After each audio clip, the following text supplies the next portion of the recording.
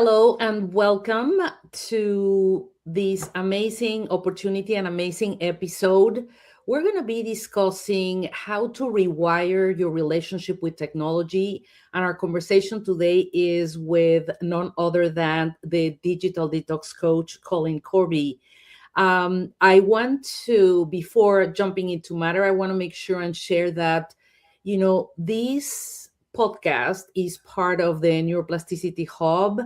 And very specifically, this podcast is intended to bring science and strategy, where we are going to be exploring the most important and powerful performance tool we all have, which is our brain. Of course, one of our favorite subjects. I'm Anna Smith. I'm the mindset architect, and I'm a certified neuroplastician. And more than that, which is as of late, I've been a Fortune 10 executive, and probably for the past 25 plus years or so, I have been obsessed with one question, and that is, why do brilliant people underperform? And more importantly, what can we do about it? So today is a very, very special day for me because this is the first episode, and I could not have handpicked a better guest to kick things off. He's a TEDx speaker. He's a 4-time Ironman triathlete, a 30-year veteran of the technology industry, and the man who left a high-powered tech career after a very particular situation, which hopefully he's going to be sharing with us, to become one of the top leading voices in digital well-being. So we're very proud to have him here. He helps professionals as well as organizations build what he calls a healthier, more intentional relationship with technology, not by rejecting it, but by reclaiming their power over it. So without further ado, welcome Colin Corby, the Digital Detox Coach. How are you, Colin? I'm good, Anna, and thank you very much for inviting me to your first podcast. Oh my gosh. Oh my gosh. I cannot tell you, I couldn't wait to have this conversation. I know that you have been so focused in not only working with clients, but also continuing the research on what might be better and create more impact. So the reason why I wanted you as my very first guest, Colin, is that you do a lot of the same that I do, but two sides of the same coin, if I may say so myself. You're protecting the brain from outside in and inside out, from the relentless digital, environment, God help us, that we've created, right? And I'm working typically from the inside out. That's typically kind of my approach, rewiring mindsets and building what I call cognitive capital with C-level executives and other leaders. But we're definitely in the same camp, in the same field, and have the same level of interest. So hopefully our audience is going to get a lot out of our conversation. So let me get started, Colin, because I know that your story is a very powerful one. Believe me, for the many years I've known you, it still resonates with me, and I'm continually reminded of it, and it's always very inspirational.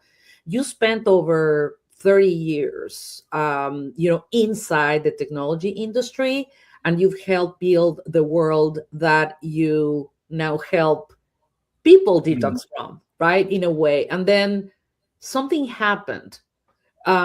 Take us back to that moment, Colin, that at that particular time, and what was it like before, and what cracked open for you when all of that happened? So Anna, it's a long story, and it's in two parts. Okay. So part one is in my mid-30s. I had a fantastic job in technology, lots of world-first technologies, great colleagues, thoroughly enjoyed my job.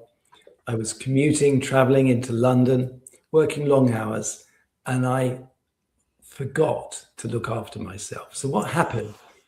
I started to suffer stress. But in those days, stress wasn't talked about. Mm-hmm.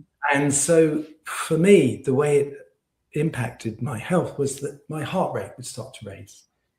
And it wouldn't recover. It would go up and up and up until, of course, you see the stars. And you've only got two options. You can sit down quickly, Yeah. or you can fall down and pass out. Wow. And this happened quite a few times. Now, this was a real worry. I had a young family. I had a mortgage. I had to keep my job. So I went and had lots of tests. Nothing was picked up in the tests. So I thought, well, what is it that I can do? What is it I control? And what is it I can do? And I remember being a good swimmer. Now, we have to be careful with memories because they may not always be exactly accurate. But I remember being a great swimmer as a child. And so I thought, okay, well, I'm going to get myself fit. So I went down to the swimming pool. I swam 2 lengths of a swimming pool and I was wrecked. My heart was racing. I was breathing hard. And I thought, I think we found the problem. I was really unfit. I wasn't overweight, but I was really unfit. I'd been working hard and playing hard. And I've been neglecting the fact that as a biological being, we're a mind and a body, and it's fully integrated. So I persevered because for me, it was a tipping point. I had no option. So I carried on training. I got fitter. The heart got fitter. My resilience to stress improved. I never suffered another problem with my heart rate. I took lessons to learn all the swimming strokes properly. I started racing. I did swimming racing off the blocks, off the gun, which is quite stressful. Yeah. I started swimming with a triathlon club, and they said to me, and they promised, they said, you can swim with us, but you really don't have to do the cycling and the running, because I wasn't very good at those. Unfortunately, that was marketing. And so they entered me for some triathlons, and I got into triathlons. But during that whole process, apart from realizing the obvious, which is we've got a mind and a body fully connected. Mm-hmm. But if you have a fit body, that then creates a much better environment for your mind and for your thinking, but also the way you think changes. The way that you look at the world, the way you look at possibilities, what is possible.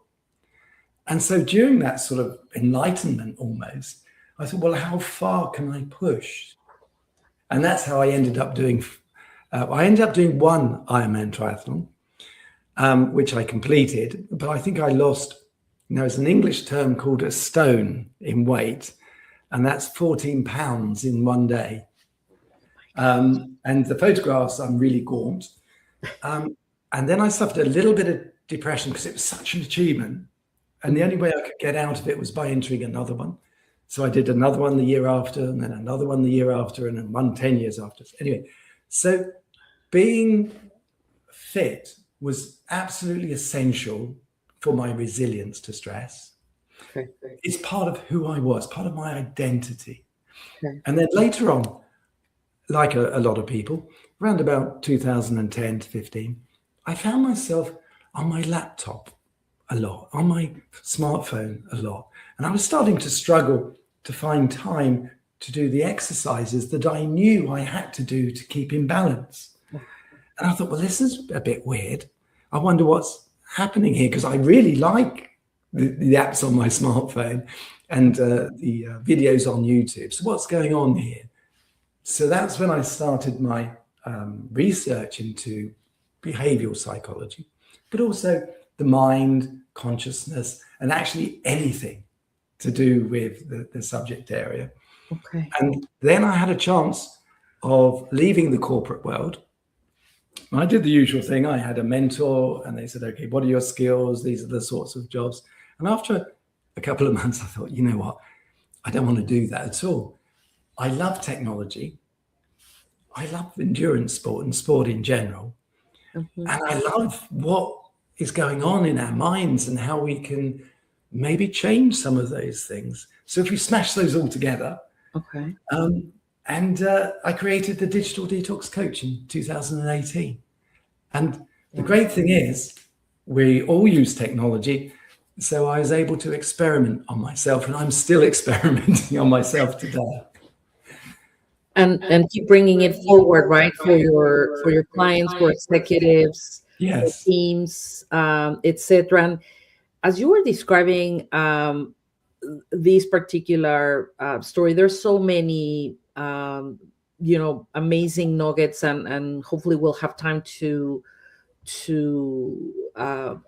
continue to peel the onion. Is what is really striking to me about what you just shared, Colin, is that your brain was probably not only stressed per se, but it was really structurally stressed, right? And the implications of that, as I start to think about trying to make a decision on, I need to do this that is going to be good for me, and therefore I'm going to be in a better position, obviously because of our prefrontal cortex and decision making, our judgment, etc.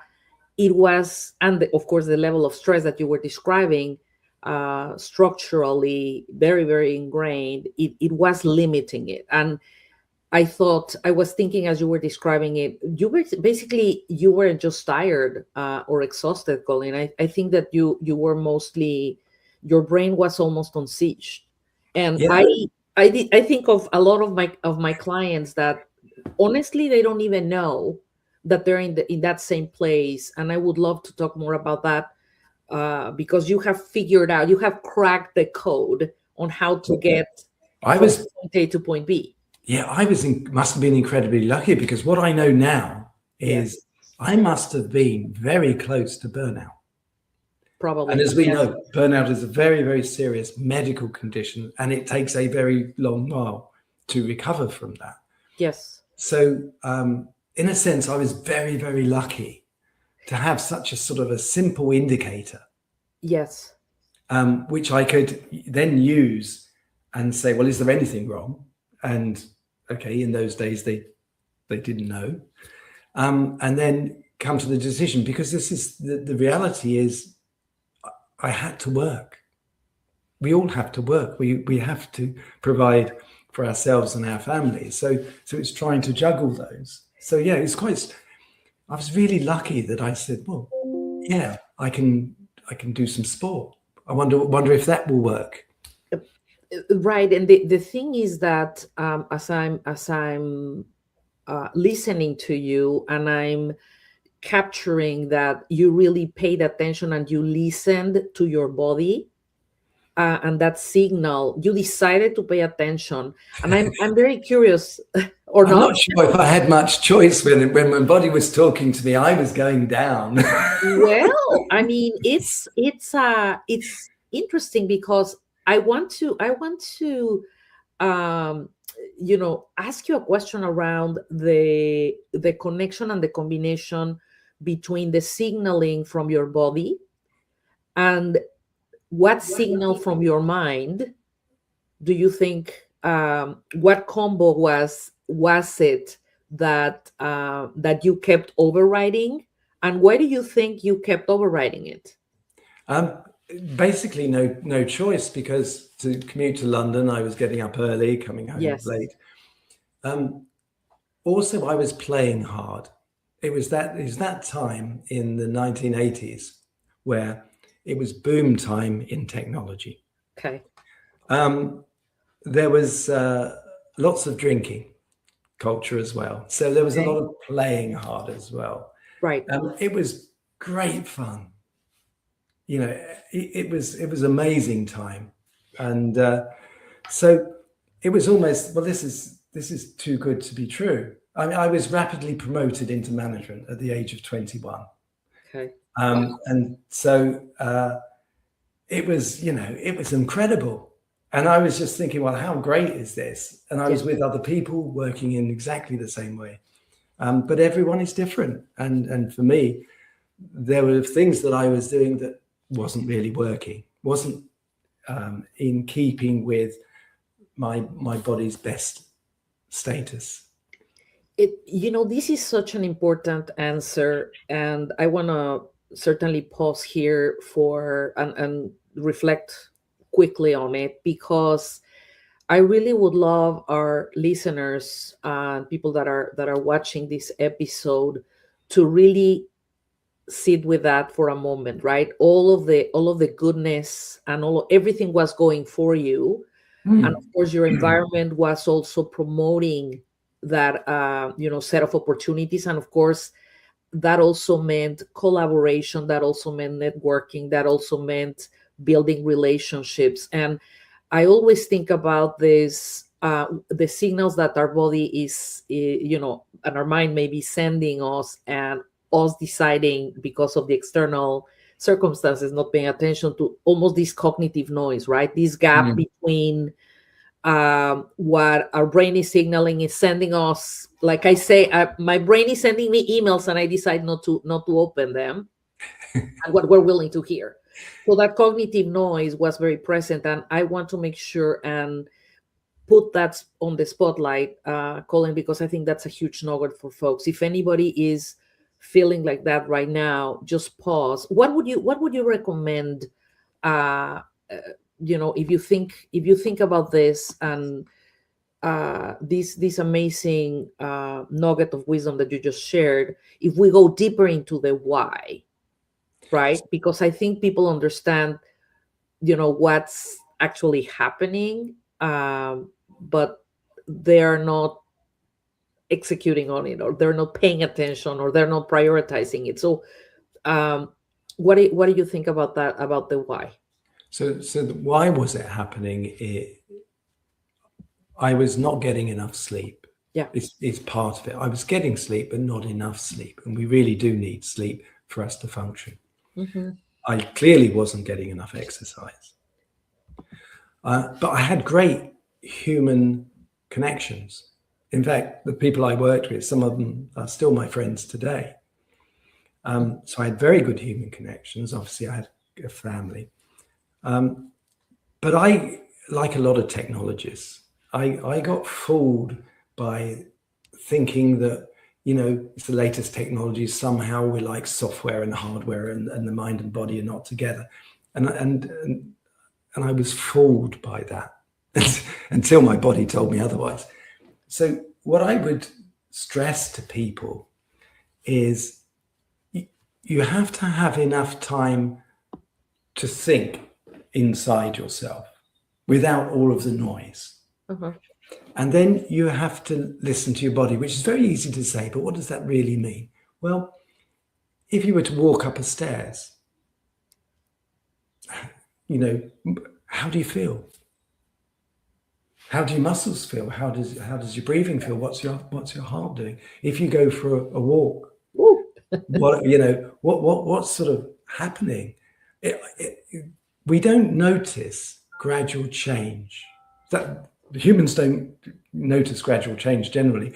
So if we're deteriorating a small bit every day or every week, we're not going to notice. It's only when something happens that points out to us that something's changed, and then you look back and you see, oh my word, something's happened. People that put on weight say, well, I just didn't notice it happening, but now I'm different. I'm heavier or lighter than I was before. And I always stress, so get in touch with your body and start listening to your body. You can, because the triathletes are famous for this, use heart rate monitors. So when I was in this period, my resting heart rate may well have been something like 75, 80 beats per minute. Okay. So although the heart rate reduces as you get older, it's once I became fit, it was down to 55, which is where it should be. But being fit enables the heart to start off low, go very high, come down and recover quickly. Okay. But what I didn't realize then, which I do now, is, and and I have Professor Gloria Mark to thank for this, when she did attention span, and she measured attention span and was measuring stress, she actually had the people wear heart rate monitors. Uh-huh. And they were looking at heart rate variation. And so if you're more relaxed, the variation between each heartbeat varies, because evolution has said we don't know what's coming next. Okay. So we might have to react. If you're very stressed, there's very little variation between the heartbeats. So if you think you're suffering from stress, today, there are some simple ways. You can look at what your resting heart rate is. Okay. And you can look at what your heart rate variation is. It is context dependent. Okay. So don't do it after exercise, because that tends to fix it, but in Right. normal resting. Right. And you can have the watches, smart watches and other devices to do that, and look at it even throughout the day as you exercise or were in meetings, etc. So I think that can be a really powerful way to put a mirror on the situation, right? Yes, because it's very difficult to know if that's your normal state. Exactly. And Colin, one other thing, and you touched on a couple of really important points. You often talk about the fact that technology platforms are designed to be compelling, right? And to hold attention. Yes. But, if we're very honest, it's really, they have been really designed to address and go us as humans and take advantage of certainly some psychological hacks and some neurological hacks, etc. I'm very curious, Colin, from the work that you've done with professionals, organizations, etc.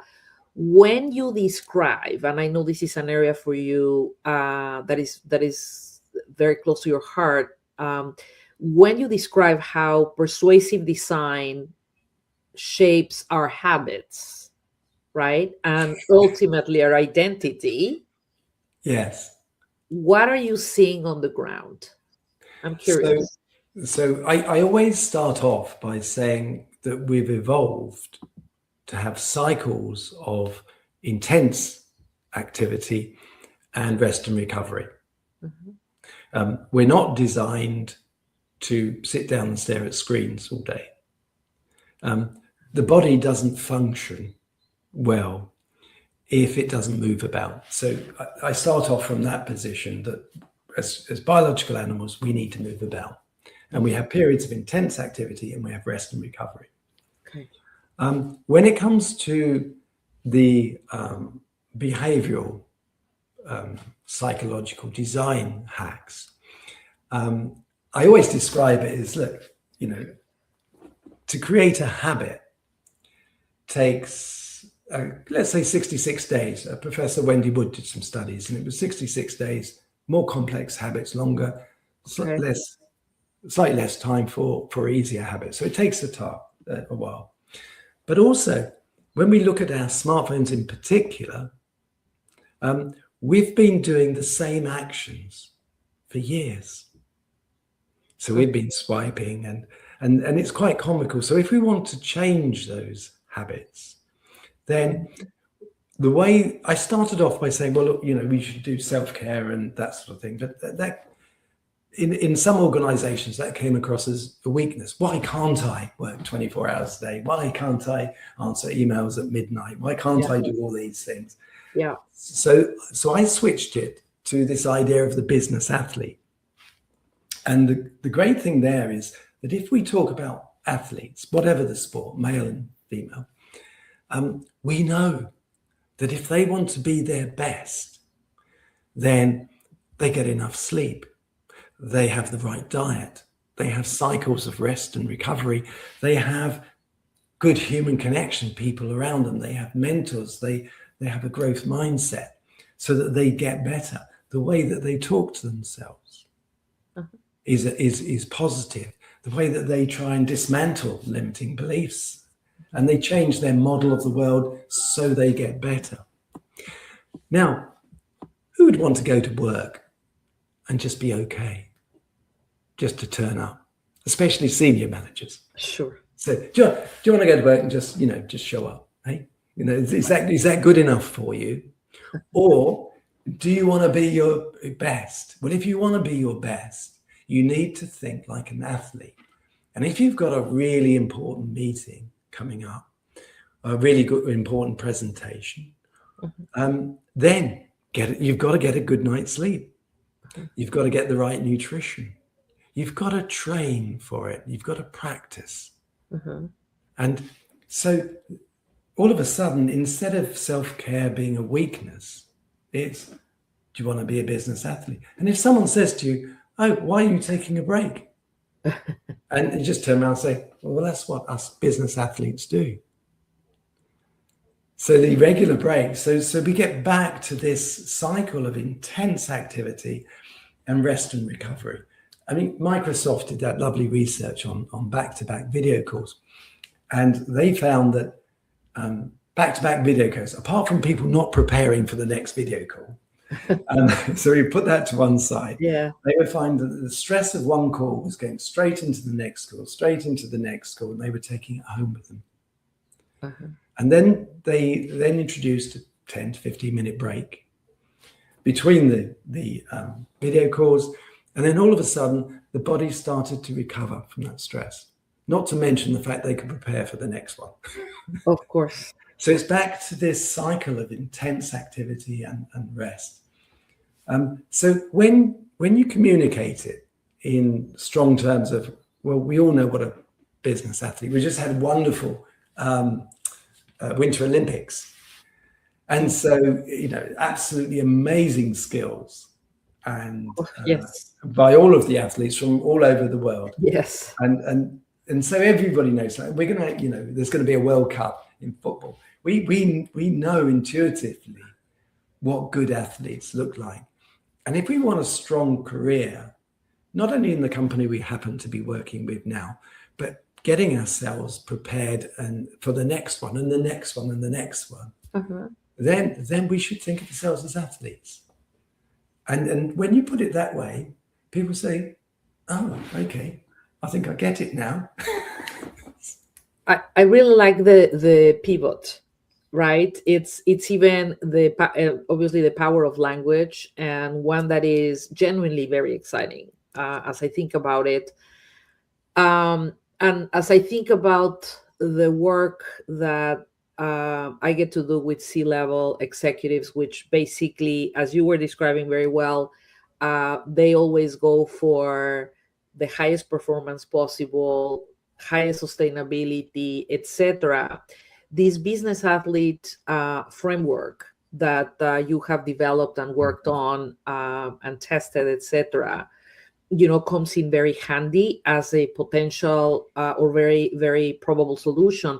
Obviously, you are a 4-time Ironman finisher, and you know what it takes, right, to push the human body and the mind to these extraordinary limits. And of course, you have been very, very deliberate in how you parallel all of these endurance sport, right, or sports, I should say, and certainly the leadership performance, as we were describing now for C-level executives, but evidently is for anybody. I would love if you can walk us through the business athlete framework and what does it mean and why does it matter, especially right now, Colin? So I'll handle the why it matters, especially at the moment, because we've got access to more information than we could ever access in a million lifetimes. We receive so much information that we can't possibly manage it. Okay. So we should let go. We can't keep up with the technology. So that's what we've also got artificial intelligence. So as we said a few years ago, artificial intelligence is able to do some of the thinking for us. Mm-hmm. And so all of a sudden, not only is everything getting easier because technology makes everything easier, but it's now doing some of the thinking. So we're outsourcing our knowledge and skills all the time to technology. Mm-hmm. And because it's getting easier, we're outsourcing a lot of our thinking to artificial intelligence because it's convenient and because it's easier. So we've really got, it's not a question of do we use AI or not AI, for example, or do we use technology or not technology? Because we're all going to use technology and we're all going to use AI. So, and we have to live in the modern world. So the difference is going to be that those people that are able to use technology and AI as an extension to their knowledge and skills, and those that use it as a substitute and not having those knowledge and skills. And that's really important. Now, coming back to athletes, the great thing about athletes or anyone who does any form of fitness is it gives you instant feedback. So you might say, well, I've never run before, but I'd like to run a marathon. Okay. And there's a lovely statistic that says that half the people that enter the London Marathon have never run a marathon before. And half, wow. Yeah, and it'll be similar for the New York one, the Boston one, and all the other great marathons around the world. Right. Now, for whatever reason, those people have decided to do something really, really important. They know that if they're following a training program, they will get there. So, and sport is easy because you get that instant feedback. You can set yourself a small target and you know when you get there. So you've got that, amazing feedback loop. Now, if we take the business world, we've got to recreate those targets using the analogy of sport. So, what is it I know, use self-reflection. Where am I today? Get a good grounding of where you are today. Okay. Visualize where you really want to be. What do you want to be able to do? How do you see that? And you strengthen those visualizations about where you want to be. Okay. And then what are the small steps that you can take starting today to get you there? And how will you know when you've achieved a certain step? Because you do need that instant feedback. What resources do you need? How are you to make self accountable? All the usual coaching things associated with it. But using the analogy of sport, so to be a business athlete, you match the sporting side over to what it is you want to achieve from a skills point of view, from a knowledge point of view. Okay. With AI, you've also got to say, well, I know I can get these things done by AI, but actually I need these skills myself. I need to know how to do this.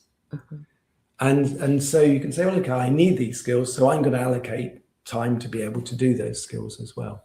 So the thing about technology, it's so easy to become a follower or a dependent. It's much harder to say, no, I'm going to develop myself. So a business athlete, of course, like a real athlete, says, I know it's going to take time and it's going to be painful and it's a lot of hard work. The same is true if you want to play a piano or anything else. Everything that we really want to do to grow ourselves takes effort. And of course, as we know, whether it's muscles or connections in our brains, neuroplasticity, it's that practice and that repetition is what creates those capabilities. Colin, I really want to underscore something that you just described, because I think is, at least it it was very profound for me. So hopefully for the listeners, and I'm just going to give my interpretation um, for others that are not Iron men or Iron women and or marathonists, etc. But that are very much interested in becoming business athletes. And what I heard is when you're an elite athlete, elite athletes don't just train, they recover. So they Yes. generate this magical loop where there's the feedback, as you said it very well, that you get very quickly. So it's training basically creates or generates potential in you, like the potential to run a marathon or what have you, be ready for that. But the recovery is where really all of the adaptation happens and builds. And as I think about, and of course, this generates a virtuous cycle of Mm. the body and the brain actually getting stronger because of this loop. And as I'm reflecting on this, as I think about it in an executive culture, for example, in an organizational culture, we're doing it exactly the opposite, because what we're doing is we're celebrating people sending messages at 6 in the morning Yes. and emails at midnight. I don't know who sends emails at midnight, but there's folks that do. God knows that. And we've made the recovery portion basically invisible. And Yes. almost if you ask me, having been inside corporations, shameful. And what we're promoting or doing with this environment is we are producing leaders who are physically present, right? 6 a.m., midnight, what have you, but the level of depletion from a neurological perspective, from a brain perspective, is really depleted. And therefore, it's impacting innovation, strategic thinking, judgment, and even emotional intelligence, I would dare say. But would love your thoughts on that. What are your thoughts? So I think it's quite strange that we celebrate people that haven't had enough sleep making decisions. Would we go if we had a serious operation and we knew the surgeon hadn't had enough sleep? Do you think we'd feel good about that? Yeah. So this celebration of not enough sleep, not having the right understanding, basic understanding, the brain consumes a very large percentage of the oxygen. And it only gets the oxygen because the heart pumps the oxygen to the brain. We only consolidate memories and skills through sleep cycles. Because Uh-huh. one of the functions of sleep, although we struggle because we're not consciously awake and aware of what's happening, one of the functions is consolidation of memories. And when we teach public speaking, where you have to memorize, Uh-huh. and I do exactly the same thing. I've got a client who I've been working with who initially said, "Look, I'm not going to be able to do much." I said, "Look, just trust the process. It's about working hard, sleep cycles." Of course. And we're about 9 months in, and I joked with the gentleman today, and I said, when we started, you had this expectation, which was very small. Right. Now, where you by June this year, you would have completed everything you could ever dreamed of doing. Yeah. Yeah. So it's really a lack of intelligence. These leaders are very, very intelligent people, but they're blindsided. The other thing I want to mention is that you can be an athlete at any age. Okay. So this idea of being an athlete, if let's say you're in your 40s, oh, I can't be a business athlete because I'm 40, and that's the young people. Well, I'm not in my 40s, and I'm still an athlete. I'm racing in a week's time, going off swimming blocks. Age is not a problem with being a business athlete or being an athlete in general. You can still achieve enormous amounts because we know that muscles are constantly being built and destroyed. Connections in our brains are constantly being made throughout our lives. Yes. And one of the things that I'm thinking about, especially thinking about the our audience here, let's make this super practical for them, Colin. I think it can be extremely valuable in addition to all the nuggets that you've already provided us with.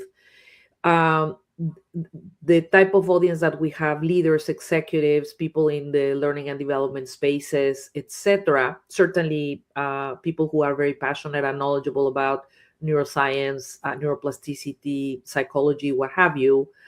uh, Tell me, if a senior leader were to come to you today and say, Colin, I know something has to change, but where where do I start? So walk us through what the first 30 days of working with you would actually look like, and what shifts first. Where do you start and where are those shifts?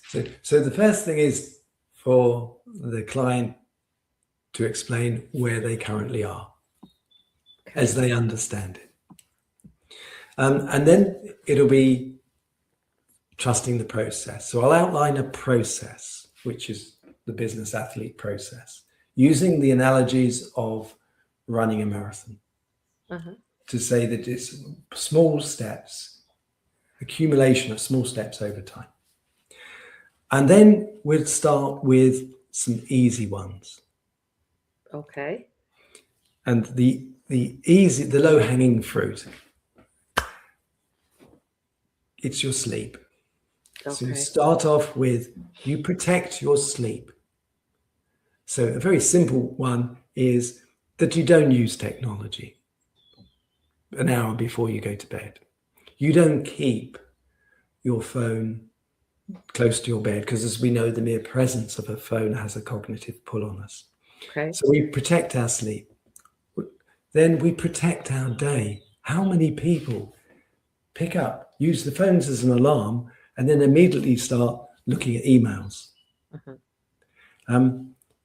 Now, depending on how we've woken up, whether or not we've gone straight from deep sleep to, I'm awake now. Yeah. If we then use our phone straight away, then we'll be priming our brains for distraction.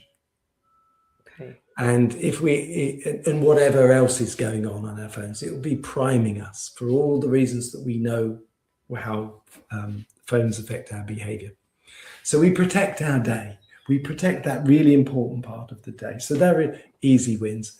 The next easy win is athletes have intense activity and rest and recovery. Okay. So rest and recovery during the day. Okay. So and then it's about being present. Okay. So lots of people tend to multitask. Now we know the outcome of multitasking is increased stress. May also be reduced productivity. So for the important things, to be fully present and stay focused on one thing at a time. Now, it may be that the client has difficulties in their focus and attention, and that's one of the reasons why, one of the warning signs. So we need to train focus and attention to be able to get it to where it needs to be for that person's job. It's a learned skill. We've evolved to be distracted. So those, in principle, those will be the easy wins, but everybody's going to be different. It may be that being present with other people, yes, and being able to focus on what that other person is saying and being able to listen instead of having all the noise in their own mind saying, oh, I want to get this point out, I want to get that point out, oh, it's taken too long, I want to do the next thing. So it may be that that's an area that we can practice. Okay. So everyone is different, and the reason is because we don't come fully programmed. Every experience we've ever had has played some part in shaping who we currently are today. Yes. How we talk to ourselves in our own heads impacts how we're going to respond to things. So it's a lovely toolbox. It's a lovely toolbox. I love it. And what I really love about the approach that you just described, Colin, is that you're recognizing that everybody is different, every brain is different, and at the same time, we have evidently a lot in common, and Yes. that it mirrors certainly what we already know about amazing neuroplasticity, right? That the brain doesn't just change through awareness alone. You have to chop. It changes through these repeated new behaviors and these small consistent actions that you had already presented before, that I call micro shifts, right? Versus big, humongous or tremendous big shifts. That's how things happen. And as we approach to the closing of our conversation today, Colin, even though obviously I could talk to you, very, very long about all of this, I wanna make sure and capture this last aspect that you described about self-talk. Yes. Our self-talk and how it can help or hinder who we are, meaning our identity, how successful or not successful we are, what our self esteem might look like, etc. So can you talk to us a little bit about this role of self-talk within the I would say the stage or the forum of the business athlete? So self-talk is such a wonderful tool, because if you think about it, Uh-huh. it's under our control. We can change it. So lots of ideas might pop into our minds. We might start thinking a particular way, but we do have degrees of free will, and we can change. So if I think, oh, this run is going particularly badly, for example, Uh-huh. or this particular task at work is going badly, or I'm struggling, then we can say to ourselves, because we can create these thoughts, we can say, I've done this run hundreds of times before. I've solved much harder problems than this at work. I know how to do this. And so it's almost like a top-down instruction, to the body, to the brain, saying, I can do this. I know I can do this because I've done it before, or I've got the skills to be able to do this, or I know someone who I could work with, or who might be able to help me. Whatever it is, you can be talking inside your head all these things, and whatever problem might present itself at that moment, you can change it by self-talk. And in sport, we use self-talk and visualizations. We visualize the finishing line, and we consolidate that vision, and we repeat that vision many times so it becomes a memory. Okay. And then through self-talk, we know that how we can get there. And after a while, in actual fact, I do most of my daydreaming when I'm running now. Okay. Because I know I can do a particular run. I've done it so many times. It's not an issue. It's now into my unconscious habit of doing the run, so I can concentrate on other things. We know if we drive that we can do most of the driving unconsciously, and we can just think about the important things. So we have some more control than people realize that they have. And self-talk is a great method of control. Because we've got a model of the world, let's say we've got a model of the world which is where we've got limiting beliefs, where we think we're not good at something. If you're using self-talk, instead of saying, oh, this always goes wrong, you can have self-talk that says, actually, I can do this. And by the way, it went really well that other time, and it went well there. And then very slowly, you can change the way that you look. And so the brain works on prediction errors because it has this model of the world. And you can highlight the things that are positive or in the direction you want to go to, as opposed to strengthening the negative ones that reinforce the problem area. And we've got all that control. Yes, I appreciate that and the value of it. And I think what I heard as well is that this is something that has to do as well with the practice. Yes. The practice and the practice. This doesn't happen overnight. Everything we do involves hard work and practice. Exactly. That's always the message. And that's why the analogy with sport works so well, because everyone knows it's going to be hard work in sport. Oh my gosh. And speaking of hard work, let me give you some hard work here. Let me do a lightning round of 3 questions to close before we close our conversation today. Colin, what is the one digital habit that is silently stealing the most cognitive performance for leaders right now? What are your thoughts? So being fully present. Okay. Especially with other people. That's a big one. And it's hard. It's hard to do, and it's hard to listen. And that's why I think it's the biggest problem, because it is hard and you have to practice it. I have to practice it. I'm not perfect. We have to keep at it, right? Practice makes perfect. And let's say number 2, the one non-digital practice that you believe every executive should protect, like a board meeting. The one digital practice is... Yeah, non-digital practice. Okay. The one thing I would advise is to use technology as a tool, which means to know when you need to use it. Yeah. It's useful and when it's not. And that means that you don't have it with you. Okay. When you don't need to have it. Wow, that's a big one. I love it.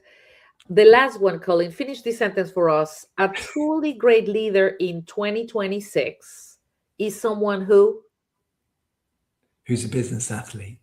Yes, that's amazing.